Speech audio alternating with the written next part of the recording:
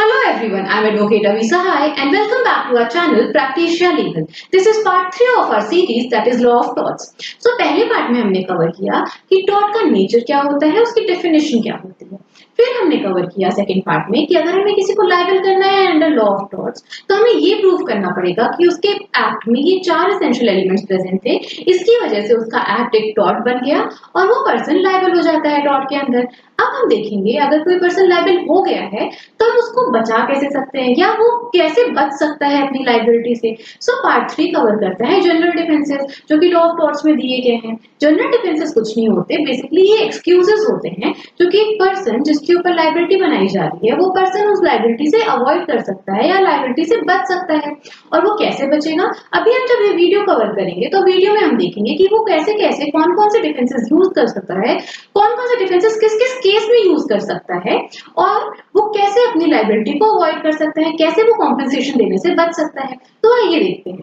तो general defences जो होते हैं लॉ ऑफ टॉर्ट के अंदर बेसिकली वो होते हैं लीगल एक्सक्यूजेस और रीजन। वो लीगल एक्सक्यूज होते हैं या रीजन होते हैं that a person can use to avoid being held liable. वो पर्सन यूज कर सकता है to avoid their liability for harm cause to someone else. अगर उसने किसी को हार्म कॉज किया है तो उसकी लायबिलिटी बनती है, बट अगर हमारे पास ये जनरल डिफेंसेस अवेलेबल होंगे तो हम अपनी लायबिलिटी को अवॉइड कर सकते हैं।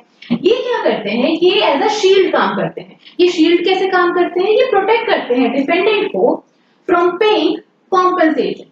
ये जो डिफेंसेस हैं ये एज अ शील्ड काम करते हैं, ये प्रोटेक्ट करते हैं डिफेंडेंट को कि कॉम्पेंसेशन ना देना पड़े। इवन दो अगर उन्होंने किसी को इंजरी कॉज कर भी दी है तो भी, अगर लीगल इंजरी हो भी गई है तो भी ये डिफेंसेस एज अ शील्ड काम करके उस डिफेंडेंट को बचा सकते हैं कि उसको कॉम्पेंसेशन ना देना पड़े। अब फॉर एग्जांपल ए है और बी है, बी का घर है और ए उसके घर में चला जाता है।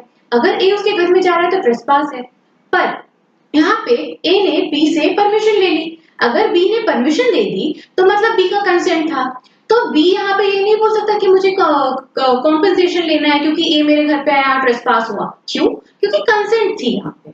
ऐसे ही दूसरा एग्जांपल लेते हैं। अगर किसी ने किसी को एक्सीडेंटली हर्ट कर दिया, उसने कोई नेग्लिजेंट एक्ट नहीं किया था, उसने प्रॉपर केयर रखी थी, स्टिल कोई इंसान उससे हार्म हो जाता है, किसी को लीगल इंजरी को वायलेशन हो जाता है, तो क्या यहाँ पे डैमेज क्लेम कर सकते हैं? तो यहाँ भी नहीं कर सकते। क्यों?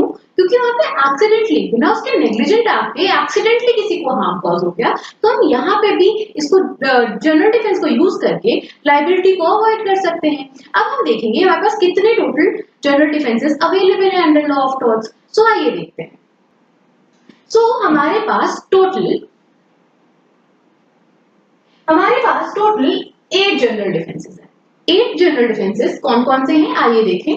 तो पहला है वॉलंटरी नॉन फिट इंजूरिया।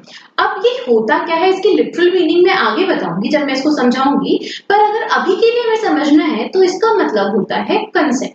किसी ने किसी को हार्म कॉज करने की कंसेंट दे दी, रिस्क लेने का कंसेंट दे दिया, तो इसका ये मतलब है कि अब वो उससे कॉम्पेंसेशन नहीं ले सकता। यहाँ पे डिफेंडेंट ये वाला डिफेंस यूज कर सकता है। सेकेंड डिफेंस है इनएविटेबल एक्सीडेंट। इनएविटेबल एक्सीडेंट मतलब कि ऐसा एक्सीडेंट जो कि डिफेंडेंट ने सारा प्रॉपर किया, जैसे एक प्रूडेंट मैन को एक्ट करना चाहिए था वो वैसे एक्ट कर रहा था, बट वो फोर्स ही नहीं कर पाया और वो प्रिवेंट नहीं कर पाया उस एक्सीडेंट को, तो इसका मतलब होता है इनएविटेबल एक्सीडेंट। तो इस केस में भी डिफेंडेंट की कोई लायबिलिटी नहीं बनेगी। फिर आता है प्लेंटिफ द रॉन्ग डूअर, मतलब प्लेंटिफ ने खुद ही इलीगल एक्ट कर दिया या इमोरल एक्ट कर दिया, तो यहाँ पे प्लेंटिफ कैसे कॉम्पेंसेशन मांग सकता है। फिर आता है act of God. Act of God मतलब कोई नेचुरल इवेंट, मतलब कि कोई डिजास्टर, नेचुरल डिजास्टर जैसे कि सुनामी हो गया, अर्थक्वेक हो गया, ऐसा कुछ हो रहा है, तो यहाँ पे कोई इंसान इसको फोर्स ही नहीं कर सकता। फोर्स ही तो छोड़ो, इसको कंट्रोल तो बिल्कुल नहीं कर सकते ह्यूमनली। सो यहाँ पे आप कैसे किसी से डैमेज क्लेम कर सकते हो। फिर आता है मिस्टेक। अब किसी ने गलती से किसी का लीगल राइट को वायलेट कर दिया, उसको पता भी नहीं था कि वो कर रहा है, बट मिस्टेक हो गई उससे और उसने कर दिया, तो यहाँ पे भी आप डिफेंस ले सकते हो। फिर आता है प्राइवेट डिफेंस। अब फॉर एग्जाम्पल ए मुझे आके मारने लगे और मैं यहाँ पे अपने आप को प्रोटेक्ट करने के लिए मैं भी उसके अपने हाथ लगा दूं और मेरे हाथ में रिंग्स है, तो मेरे रिंग से उसको चोट लग जाए, तो यहाँ पे वो ये डैमेज क्लेम नहीं कर सकता। क्यों? क्योंकि वो सामने से मुझे अटैक कर रहा था, मैं तो प्राइवेट डिफेंस में अपना हाथ ऐसे किया और मेरे रिंग से उसको चोट लग गई, तो ये डिफेंस मैं यूज कर सकती हूँ एज अ डिफेंडेंट। फिर आता है act done with respect to statutory authority, मतलब कि मेरी अथॉरिटी प्रॉपर्टी थी कि मुझे कुछ काम करना था जिसकी वजह से किसी और का डैमेज होता है, किसी और को डैमेज हो गया, किसी की लीगल राइट वायलेट हो गई, तो मैं यहाँ पे डिफेंस ले सकती हूँ। फिर आता है नेसेसिटी। नेसेसिटी मतलब कि मान लो कि मुझे कोई ग्रेटर हार्म प्रोटेक्ट करने के लिए, ग्रेटर हार्म को रोकने के लिए मुझे ऐसा कुछ करना पड़ा कि जिसकी वजह से किसी और को इंजरी हो जाती है, लीगल इंजरी हो जाती है, लीगल राइट वायलेट हो जाती है, तो इस केस में भी हम डिफेंस ले सकते हैं। अब ये बहुत सारे हैं, अब हम इनको याद कैसे करेंगे? अब इसके लिए एक ट्रिक है। ट्रिक क्या है? मान लो मुझे याद करना है voluntary non fit injuria, inevitable accident और प्लेंटिफ द रॉन्गडूअर, तो इसका शॉर्टकट मैं बना लूंगी VIP। VIP तो याद रहेगा। फिर आता है एक्ट ऑफ गॉड और मिस्टेक, तो A और M, एक्ट ऑफ गॉड और मिस्टेक हो गया। फिर लास्ट के तीन, तो लास्ट के तीन के लिए क्या? P A N। P से private defence, A for statutory authority और लास्ट में हो गया नेसेसिटी। तो VIP AM PAN, ऐसे 3 और 2 और 3 करके हम इसको याद कर सकते हैं। अब हम इनको एक एक करके लेंथ में पढ़ेंगे कि ये कहते क्या हैं, हम ये डिफेंसेस ले कब सकते हैं और कब नहीं ले सकते हैं। इसमें हम लैंडमार्क केसेस भी कवर करेंगे कि उन लैंडमार्क केसेस में कौन सा प्रिंसिपल एस्टैब्लिश हुआ है, वो क्या कहते हैं। तो आइए आगे देखें। हमारा पहला डिफेंस क्या था? Voluntary non fit injuria. अब अगर इसको हम ट्रांसलेट करते हैं इंग्लिश में, तो इसका मतलब होता है to one who is willing no harm is done. Basically वहां पे ये कह रहे हैं कि अगर कोई विलिंगली रिस्क ले रहा है, कोई अपनी मर्जी से वॉलंटरीली रिस्क ले रहा है, रिस्क लेने के लिए कंसेंट दे रहा है, तो वहां पे कोई हार्म नहीं हो रहा। मतलब हार्म तो हो रहा है, उसको इंजरी भी हो रही होगी, पर वो यहाँ पे किसी से डैमेज क्लेम नहीं कर सकता। क्यों? क्योंकि अगर उसने कंसेंट दे दिया तो फिर किस बात का डैमेज? अगर this defence applies when someone agrees to take a risk and get hurt because of it. अब किसी ने अपनी इंजरी का खुद ही कंसेंट दे दिया, उसने कंसेंट दे दिया कि मुझे ये रिस्क लेना है, तो किस बात का कॉम्पेंसेशन? अब फॉर एग्जाम्पल मुझे मैच देखना बहुत पसंद है, पर अब मैं वहां पे स्टेडियम जाती हूँ मैच देखने, मैं टिकट खरीदती हूँ, मैं स्टेडियम जाती हूँ, वहां पे कोई एक प्लेयर है, उसने सिक्स मारा तो मेरे ऊपर आ गया, मेरे पे सर पे फोरहेड पे बॉल लग गई, मुझे इंजरी हो गई, तो क्या मैं यहाँ पे किसी को स्यू कर सकती हूँ कि मुझे डैमेज चाहिए? नहीं। क्यों? क्योंकि मैंने वो रिस्क लेने के लिए कंसेंट दिया, मैंने टिकट खरीदी, तब मैं वो मैच देखने गई, मुझे पता था कि वहां पे सिक्स मारा जा सकता है, वो मेरे सर पे आके भी लग सकता है, तो ऐसा हुआ, तो अब मैं यहाँ पे किसी को भी स्यू नहीं कर सकती कि मुझे डैमेज हो। क्यों नहीं दे सकती? नहीं कर सकती क्योंकि मैंने खुद ही कंसेंट दी कि मुझे वहां जाना है, मुझे वो रिस्क लेना है और मुझे मैच देखना है। ऐसे ही दूसरा एग्जांपल ले लो अम्यूजमेंट पार्क का। अब अम्यूजमेंट पार्क में उनका कोई नेग्लिजेंट एक्ट नहीं था, अम्यूजमेंट पार्क में मैनेजमेंट ने अच्छे से सब कुछ कर रखा था, सारी पॉसिबल केयर थी, बट क्या हुआ, वहां पे रोलर कोस्टर पे मैं गई और मुझे चोट लग गई, तो यहाँ भी मैं डैमेज क्लेम नहीं कर सकती। क्यों? क्योंकि उन्होंने कोई नेग्लिजेंट एक्ट नहीं किया, पर मुझे चोट लगी, वो उनकी गलती नहीं थी, मैंने खुद से रिस्क लिया, मुझे चोट लग गई, अब मैं किसी और से डैमेज कैसे क्लेम कर सकती हूँ? सो यही होता है voluntary non fit injuria. Voluntary non fit injuria का मतलब हो गया कि वॉलंटरली मैंने रिस्क लेने के लिए कंसेंट दिया और मुझे इंजरी हुई, तो मैं अब किसी और को ब्लेम नहीं कर सकती, मैं किसी और से कॉम्पेंसेशन नहीं ले सकती। अगर ऐसा होता है तो डिफेंडेंट ये वाला डिफेंस यूज करके अपने आप को प्रोटेक्ट कर सकता है। अब हम देखेंगे इसके एसेंशियल्स क्या क्या होते हैं। एसेंशियल्स मतलब कि हम कब कब ये वाला डिफेंस यूज कर सकते हैं और कब कब नहीं यूज कर सकते हैं। So let's move on. So consent में बी एक्सप्रेस्ड और इम्प्लाइड। अब एक्सप्रेस कंसेंट क्या होती है और इम्प्लाइड कंसेंट क्या होती है? एक्सप्रेस कंसेंट होती है कि मैं राफ्टिंग करने गई, अब जब हम राफ्टिंग करने जाते हैं तो वहां पे हमसे एक कॉन्ट्रैक्ट साइन कराया जाता है, उस कॉन्ट्रैक्ट में लिखा होता है कि यहाँ पे रिस्क हो सकता है और आपकी लाइफ आपके हाथ में, आप तब भी अगर जाते हो, आप सिग्नेचर करते हो, तो बेसिकली आपने वहां पे एक्सप्रेसली अपना कंसेंट दिया, आपने वो फॉर्म पढ़ा, आपने सिग्नेचर किया, तो आपने एक्सप्रेसली वहां कंसेंट दिया कि मैं रिस्क लेना चाहता हूँ। अब हम इम्प्लाइड कंसेंट को देखेंगे तो वो हम उसके लिए केस लॉ देखेंगे। केस लॉ का नाम है पद्मावती वर्सेस दुग्नायका। अब इस केस में क्या होता है कि एक जीप वाला होता है, एक जीप ड्राइवर होता है, वो रिफ्यूलिंग के लिए पेट्रोल पंप जाता है। अब वहां जब जाता है तो दो स्ट्रेंजर्स होते हैं, उसमें से एक दुग्नायका होती है, वो लोग कहते हैं कि मुझे लिफ्ट चाहिए, तो जीप ड्राइवर ने लिफ्ट दे दी।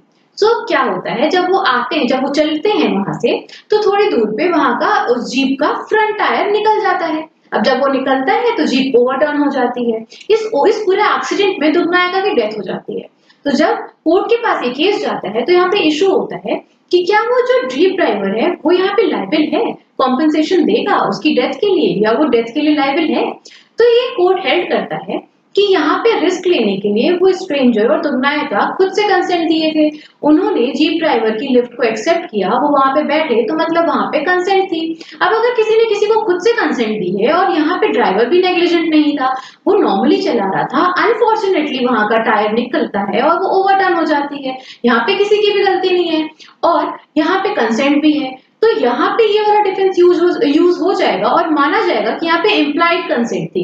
इम्प्लाइड कंसेंट क्यों? क्योंकि उन्होंने लिफ्ट ली, जब ड्राइवर ने लिफ्ट दी तो उन्होंने लिफ्ट ली, उन्होंने कंसेंट दे दिया यहाँ पे, और इसके बाद अगर कुछ भी होता है तो ड्राइवर लायबल नहीं होगा क्योंकि यहाँ पे कंसेंट थी और उस कंसेंट की वजह से उसने लिफ्ट दी, और उसके बाद अगर कुछ होता है, कोई हार्म होता है, तो यहाँ पे ड्राइवर को लायबल नहीं किया जाएगा। अब हम देखेंगे इसका सेकेंड एसेंशियल। सेकेंड एसेंशियल है कि consent must be freely given. बहुत इंपॉर्टेंट एसेंशियल है। क्यों? क्योंकि अब कंसेंट, आपको कंसेंट फ्रीली अक्वायर करनी है। आप मिसरिप्रेजेंटेशन नहीं करोगे, आप अनड्यू इन्फ्लुएंस नहीं लगाओगे, आप फ्रॉड नहीं करोगे, आप झूठ नहीं बोलोगे। आपको कंसेंट लेनी है, जब आपने कंसेंट ली है तो वो इन्फॉर्म्ड होनी चाहिए। इन्फॉर्म्ड कंसेंट का मतलब होता है कि उस इंसान को पता होना चाहिए वो किस चीज के लिए कंसेंट दे रहा है, उसको फुल नॉलेज होनी चाहिए वो किस चीज के लिए कंसेंट दे रहा है। सो अब हम इसमें भी एक केस लॉ देखेंगे। केस लॉ का नाम है आर वर्सेस विलियम्स। इस केस में क्या होता है कि एक सिंगिंग कोच होता है, वो सिंगिंग कोच एक 16 ईयर ओल्ड स्टूडेंट को कहता है कि अगर हम सेक्सुअल इंटरकोर्स करेंगे तो तुम्हारे एयर पैसेजेस खुल जाएंगे और तुम अच्छा गाना गाने लगोगी। ये सुन के वो 16 ईयर ओल्ड स्टूडेंट अग्री कर जाती है। बट क्या यहाँ पे हम मानेंगे कि वो कंसेंट फ्री कंसेंट थी? बिल्कुल नहीं। क्यों नहीं थी? क्योंकि जब उस इंसान को बताया गया कि उसके एयर पैसेजेस खुलेंगे और वो सेक्सुअल इंटरकोर्स करेगी, तो क्या यहाँ पे मिसरिप्रेजेंटेशन, फ्रॉड नहीं हुआ? यहाँ पे मिसरिप्रेजेंटेशन हुआ, फ्रॉड हुआ, झूठ बोला गया। तो यहाँ पे हम माना जाएगा कि कंसेंट फ्री बिल्कुल नहीं थी, क्योंकि उसने झूठ बोल के उसकी कंसेंट ली। उसको लगा कि वो सच में अच्छा गाना गाने लगेगी, इसलिए वहां पे कंसेंट मिली। तो ये फ्री कैसे हुई? तो यहाँ पे हमें पता चलता है कि कंसेंट फ्री होगी तभी ये वाला डिफेंस लगेगा, वरना ये डिफेंस नहीं लगेगा। तो यहाँ पे वो स्कूल जो वो कोच था, सिंगिंग कोच था, उसको लायबल किया गया रेप के लिए। क्यों? क्योंकि यहाँ पे वो डिफेंस नहीं ले सकता। वहां पे उसने झूठ बोला, उसने फ्रॉड से कंसेंट ली, उसने मिसरिप्रेजेंटेशन से कंसेंट ली, तो इस वजह से उसको लायबल किया गया। यहाँ पे ये वाला डिफेंस नहीं अप्लाई होता है। अब हम देखेंगे थर्ड एसेंशियल।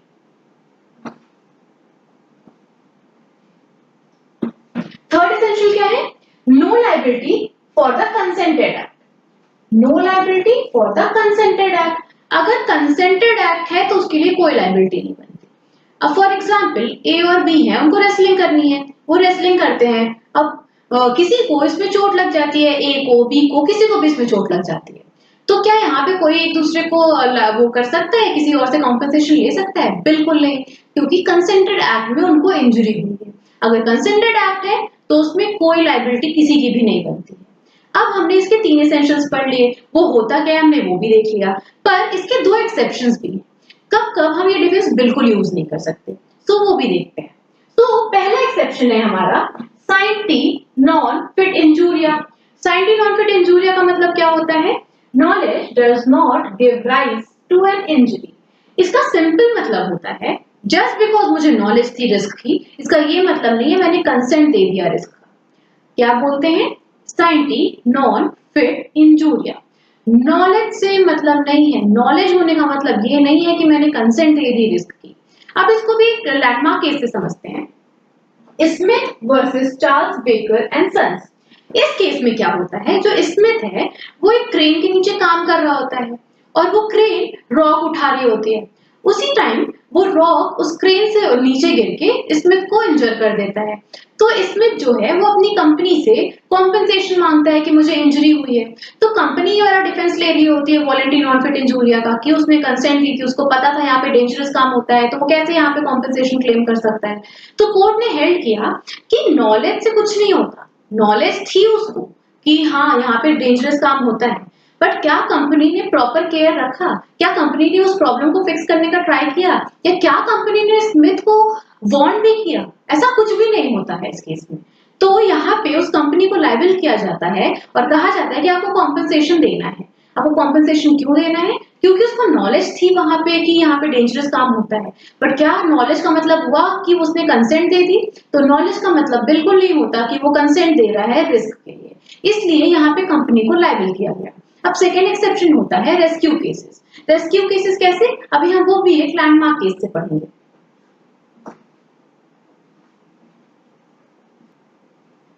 सो रेस्क्यू केस में भी एक लैंडमार्क केस है जिसका नाम है हाइंस वर्सेस हार्लो। अब इसमें क्या होता है, इसमें डिफेंडेंट का हॉर्स होता है। उस जो डिफेंडेंट है उसका सर्वेंट उस हॉर्स को एक बहुत बिजी स्ट्रीट पे अनचेन छोड़ के चला जाता है और उस हॉर्स को देख के बहुत सारे बच्चे उस हॉर्स को परेशान करने लगते हैं। फिर हॉर्स डर के वहां से भागने लगता है। वहीं पे एक पुलिसमैन रहता है। वो पुलिसमैन उस हॉर्स को रोकने का ट्राई करता है क्योंकि वहां पे बहुत सारी बिजी स्ट्रीट रहती है, तो अगर वो नहीं रोकता तो वो वहां पे किसी को इंजर कर देता वो हॉर्स। यहाँ पे जब ये केस जब पुलिसमैन वहां से अपना कॉम्पेंसेशन मांगता है तो डिफेंडेंट कहता है कि तुम्हारा खुद का था, ये तुम्हारी वॉलंटरी तुमने यहाँ पे आके बीच में हॉर्स को रोकने का ट्राई किया, इस वजह से तुमको इंजरी हुई, तो यहाँ पे मैं लायबल तो नहीं हुआ। तो कोर्ट ने बोला कि वो जो पुलिसमैन था वो अपनी ड्यूटी पूरी कर रहा था, वो ड्यूटी फुलफिल कर रहा था, इस वजह से उसको इंजरी हुई है। यहाँ पे वो बाकी लोगों को बचाने का ट्राई कर रहा था, उसने वॉलंटरली काम किया, उसने वॉलंटरली रिस्क भी लिया। लेकिन इसका ये मतलब नहीं है कि हम यहाँ पे पुलिस वाले को कॉम्पेंसेशन नहीं देंगे क्योंकि वो पुलिस वाला अपनी ड्यूटी पूरी करता। तो यहाँ पे उस पुलिस वाले को कॉम्पेंसेशन मिलता है, वहां पे वॉलंटरली रिस्क लिया गया तब भी वहां पे पुलिस वाले को कॉम्पेंसेशन मिला। क्यों? क्योंकि वो अपनी ड्यूटी पूरी कर रहा था। अब हमने वॉलंटरी नॉन फिट इंजूरिया का पूरा जो डिफेंस है वो समझ लिया, कब कौन कौन से एसेंशियल होते हैं, कब कब हम लगा सकते हैं, कब कब हम नहीं लगा सकते। अब हम आते हैं सेकंड डिफेंस पे। सेकंड डिफेंस है हमारा एक्ट ऑफ गॉड। अब हम वो पढ़ेंगे।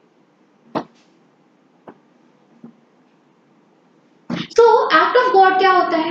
कोई भी ऐसा नेचुरल इवेंट जो कि एक ह्यूमन बीइंग कभी उसको फोर्स ही नहीं कर सकता, और अगर फोर्स ही कर भी लिया तो उसको कंट्रोल तो कभी नहीं कर सकता। वो ह्यूमनली पॉसिबल ही नहीं है कि हम ऐसे इवेंट को कंट्रोल करें।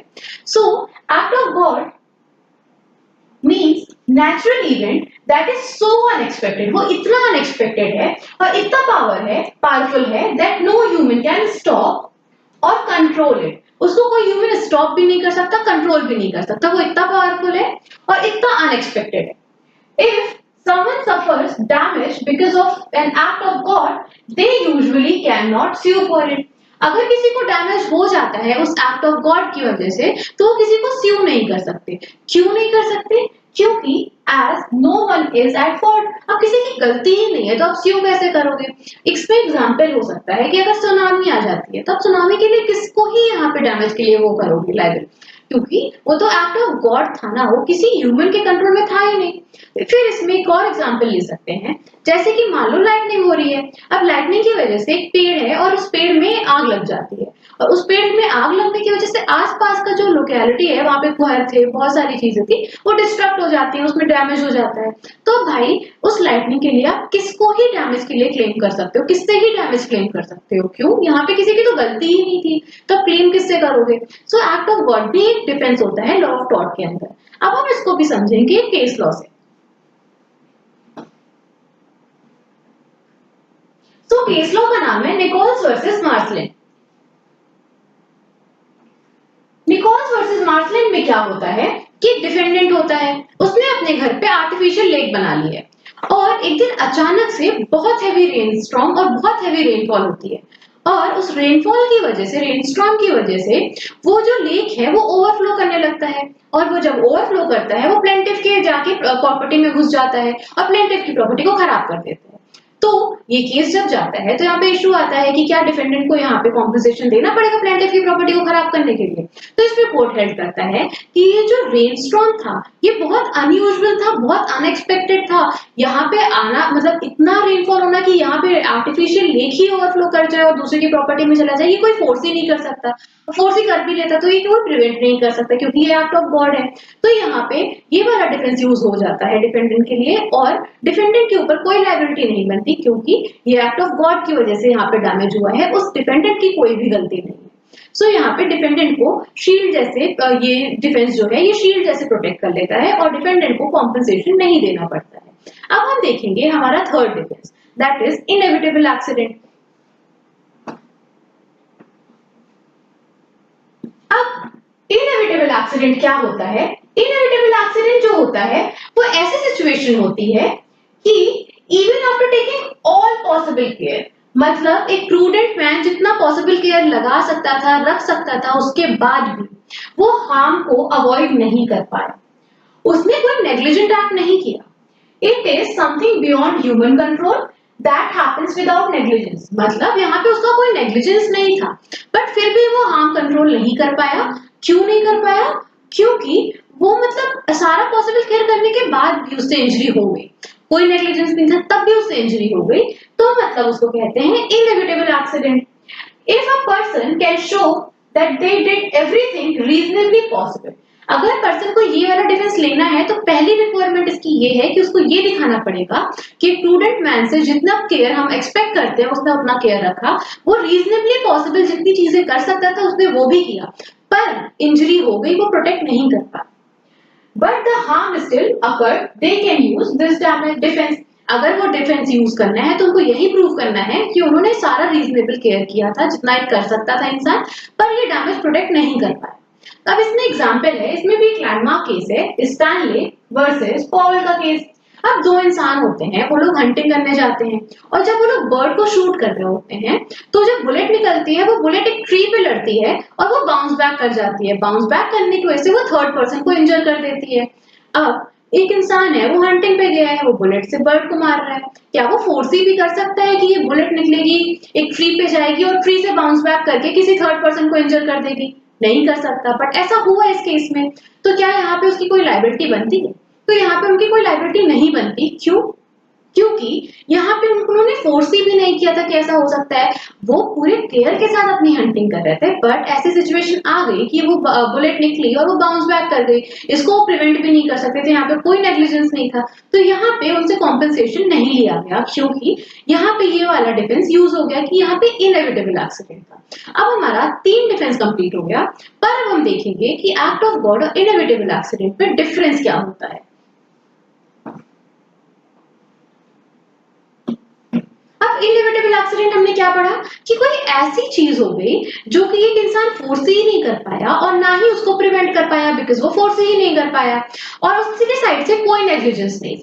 तो inevitable accident event that could not have been foreseen और प्रिवेंटेड डिस्पाइट रीजनेबल केयर। वहां पे रीजनेबल केयर होनी जरूरी है। अगर रीजनेबल केयर थी उसके बाद भी वो इंजरी नहीं प्रोटेक्ट कर पाया, नहीं प्रिवेंट कर पाया, तो इसका मतलब वो डिफेंस यूज कर सकता है और उसके ऊपर कोई कॉम्पेंसेशन नहीं लगेगा, उसको लायबल नहीं हेल्ड किया जाएगा। पर एक्ट ऑफ गॉड क्या होता है? ये तो नेचुरल इवेंट होता है बियॉन्ड ह्यूमन कंट्रोल। अब यहाँ पे तो ह्यूमन कंट्रोल ही नहीं है। अब अगर इस अर्थक्वेक आ रहा है, सुनामी आ रही है, स्टॉर्म आ रहा है, तो हम क्या ही कर सकते हैं एज अ ह्यूमन बीइंग। फिर सेकेंड डिफरेंस है, can arise from human action और नेचुरल इवेंट। ये ह्यूमन एक्शन से भी हो सकता है और नेचुरल इवेंट से भी हो सकता है, पर अगर हम एक्ट ऑफ गॉड की बात करते हैं तो ये सिर्फ और सिर्फ नेचुरल फोर्सेस ही कर पाते हैं और यहाँ पे कोई ह्यूमन इन्वॉल्वमेंट नहीं होता। थर्ड डिफरेंस क्या होता है? It may involve some human involvement. यहाँ पे कुछ ह्यूमन इन्वॉल्वमेंट हो सकता है पर यहाँ पे कोई ह्यूमन इन्वॉल्वमेंट नहीं होता, only natural forces, natural disasters होते हैं। उसमें एग्जाम्पल क्या ले सकते हैं? मान लो कि सारा केयर करने के बाद भी ब्रेक फेल हो गया, कोई एक्सप्लोजन ही हो गया, और इसका एग्जाम्पल तो मैंने बताया, अर्थक्वेक हो गया, सुनामी हो गया, स्टॉर्म हो गया, ये सारे एक्ट ऑफ गॉड के एग्जाम्पल हो गए। तो डिफेंडेंट को हम वहां भी प्रोटेक्ट करते हैं और यहाँ भी। क्यों प्रोटेक्ट करते हैं? क्योंकि डिफेंडेंट की तो गलती ही नहीं थी, वो नेग्लिजेंट भी नहीं था, उसने प्रॉपर रीजनेबल केयर रखा था, पर तब भी उसने इंजरी नहीं बचा पाया। तो इसका मतलब ये नहीं है कि हम उसको लायबल कर दें, क्योंकि ठीक है उससे इंजरी हुई है बट वो नेग्लिजेंट नहीं था, उसने प्रॉपर केयर रखी थी, पर फिर भी हो गई, तो यहाँ पे हम डिफेंडेंट को प्रोटेक्ट कर लेते हैं। अब एक्ट ऑफ गॉड में जब ह्यूमनली पॉसिबल ही नहीं है तो हम कैसे ही किसी को लायबल कर दें? जब हम रोक ही नहीं सकते किसी चीज को तो हम किसी और को लायबल ही क्यों करें? सो इसलिए हम यहाँ पे ये 2 डिफेंसेस देते हैं। अब हम पढ़ेंगे अपना फोर्थ डिफेंस।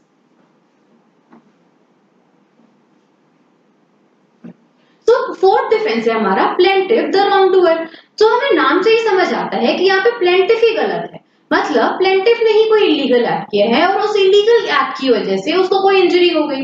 इलीगल एक्ट की वजह से इंजरी हो रही है तो यहाँ पे वो किसी और से कॉम्पेंसेशन कैसे ही ले सकता है। सो हम यहाँ पे भी एक लीगल मैगज़ीन पढ़ेंगे। वो लीगल मैगज़ीन है एक्सटर्पी कॉजा नॉन ऑडिटर एक्शियो।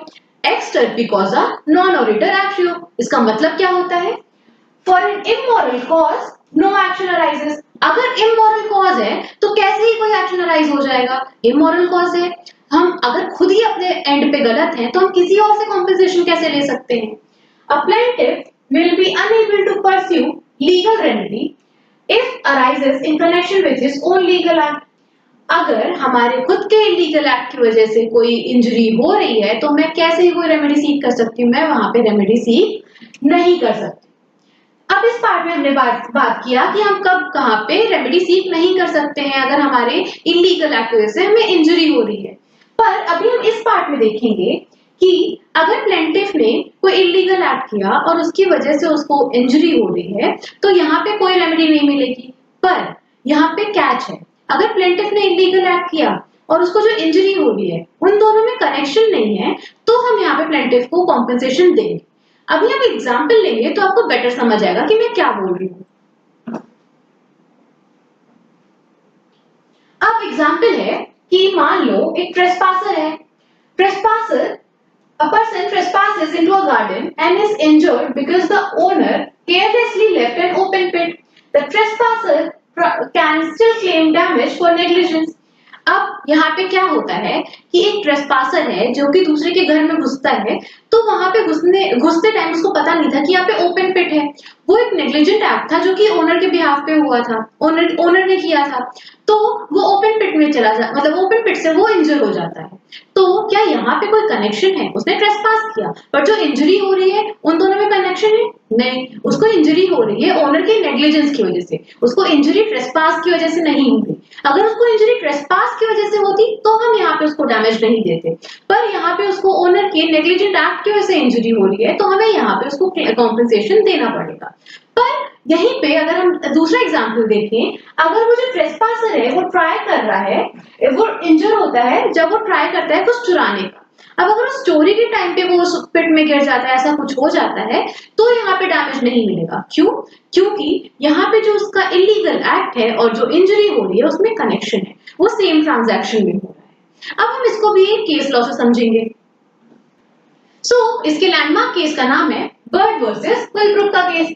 अब इसमें क्या होता है, इसमें जो डिफेंडेंट है होलब्रुक, वो ओन करता है एक वॉल्ड गार्डन और उस गार्डन में पहले भी चोरियां हो रखी होती हैं, तो वो क्या करता है डेटरेंस के लिए, to deter future intrusion he installed a concealed sprinkler without providing any warning sign. वहां पे वो कोई भी वार्निंग साइन प्रोवाइड नहीं करता और वहां पे कंसील्ड स्प्रिंगल लगा देता है सो दैट कोई ट्रेसपासर ना आ जाए उसके गार्डन में और थेफ्ट ना हो जाए। अब इसमें क्या होता है, एक दिन जो प्लेंटिफ बर्ड है वो एंटर कर जाता है गार्डन को, और वो गार्डन में क्यों एंटर करता है? बिना उसके परमिशन के एंटर करता है, तो यहाँ पे ट्रेसपास हो रहा है। और वहां पे वो क्यों एंटर करता है? To retrieve a stray peacock. वो स्ट्रे पीकॉक को रिट्रीव करने के लिए वहां चला जाता है। फिर क्या होता है, फिर वहां पे उसको इंजरी हो जाती है when he triggered the spring gun. जब वहां पे वो स्प्रिंग गन को ट्रिगर करता है तो उसको इंजरी हो जाती है। तो क्या यहाँ पे प्लेंटिफ जो रॉन्गफुल एक्ट कर रहा है उसको जो इंजरी हो रही है उन दोनों में कोई कनेक्शन है? बिल्कुल नहीं, वो ट्रेसपास कर रहा है, पर उसको इंजरी क्यों हो रही है? कंसील्ड स्प्रिंग गन की वजह से। और हमने क्या पढ़ा कि अगर प्लेंटिफ का रॉन्ग डूअर है और हमें ये डिफेंस लेना है तो हमें ये प्रूव करना पड़ेगा कि प्लेंटिफ ने जो इलीगल इमोरल एक्ट किया है और जो उसको इंजरी हुई है, जो सफर किया है उसने इंजरी, वो सब में कनेक्शन है, वो सेम ट्रांजैक्शन में होने चाहिए। इस केस में क्या हुआ, इस केस में वो ट्रेसपास तो करता है एक पीकॉक को रिट्रीव करने के लिए, पर उसको जो इंजरी कॉज हो रही है वो एक कंसील्ड स्प्रिंग गन की वजह से हो रही है और वहां पे कोई भी वार्निंग साइन नहीं था। तो यहाँ पे जो ये डिफेंडेंट है वो ये वाला डिफेंस नहीं ले सकता कि प्लेंटिफ ने खुद ही गलती की थी तो मैं उसको कॉम्पेंसेशन क्यों दूं। ऐसे ही अगर मान लो किसी के घर पे डेंजरस डॉग है तो वहां पे एक वार्निंग साइन होना चाहिए कि यहाँ पे डेंजरस डॉग रहता है, तो यहाँ पे वार्निंग साइन होना चाहिए ताकि लोगों को पता हो कि अंदर एक डॉग है। अगर आप यहाँ पे वार्निंग साइन लगा देते तो यहाँ पे ये वाला डिफेंस शायद यूज हो जाता, पर वहां पे कोई वार्निंग साइन नहीं था, और जो उसका इंजरी होती है वो बिल्कुल भी कनेक्शन में नहीं थी जो उसने इलीगल एक्ट किया। अगर वो सेम ट्रांजैक्शन में प्रूव कर देता तो ये डिफेंस लगता। सो इसीलिए इस केस में ये वाला डिफेंस नहीं लगाया गया। क्यों नहीं लगाया गया? क्योंकि वो दोनों में कोई कनेक्शन ही नहीं था। इंजरी अलग होती है, उसका रॉन्गफुल एक्ट अलग। So that's it for today's video. आज की वीडियो में हमने कवर किए 4 डिफेंसेस। हमारे पास टोटल 8 डिफेंसेस है लॉ ऑफ टॉर्ट में। अब हमने 4 कवर कर लिए। वो कौन कौन से हैं? Voluntary non fit injuria, act of God, inevitable accident, और लास्ट पढ़ा हमने प्लेंटिफ द रॉन्ग डूअर। अब बचे हुए 4 हम नेक्स्ट पार्ट में कवर करने वाले हैं, और नेक्स्ट पार्ट में हम ये वाला पूरा जनरल डिफेंसेस का पार्ट खत्म करने वाले हैं। So if you like this video, please like, share and subscribe. Thank you.